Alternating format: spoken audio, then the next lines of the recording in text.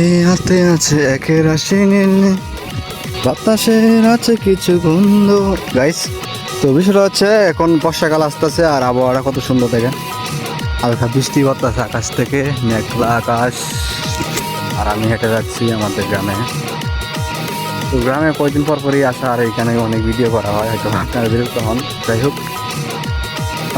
আমার কাজ হচ্ছে আমি ভিডিও দিয়ে যাচ্ছি ভবিষ্যতের জন্য। যখন ভবিষ্যতে আমরা দেখবো যে এগুলা রাস্তায় মনে ছিল মনে ছিল। এই দেখেন, এইদিকে একটা নদী বয়ে যাচ্ছে আর এখানে মানুষ আসতেছে। আকাশের অবস্থা খুবই সুন্দর, নিখুঁত একদম। আবহাওয়ার অবস্থা খুবই সুন্দর, গরু এখানে ঘাস খাচ্ছে, খুবই সুন্দর। ঠিক আছে, এখান থেকে মানুষও আসতেছে। তো অবসর হয়ে যাচ্ছে আকাশ। জাস্ট আমি চিন্তা করতেছি আকাশের ভিউটা, ঠিক আছে, এরকম ভিউ তো অনেকেই চায় কিন্তু কেউ পায় না। দেখেন, ও মাই গড, সেই সুন্দর না? এখানে হচ্ছে নদীও আছে, পাশ দিয়ে নদী বয়ে যাচ্ছে।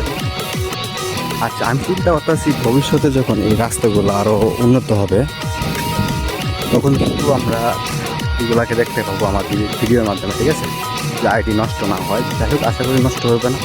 আর শত্রুর তো অভাব নাই, ঠিক আছে না? মানুষ প্রত্যেক দেবে কিন্তু শত্রু থাকে। যাই হোক, ভিডিওটি যদি ভালো লাগে অবশ্যই একটি লাইক করে দেবেন। অনেক সুন্দর আমাদের গ্রাম বাংলা পরিবেশ, ভালো লাগে। এখানে রাত্রে বই একসাথে থাকলে খুবই সুন্দর মজা লাগবে। ঠিক আছে, প্রাকৃতিক বাতাস লাগবে।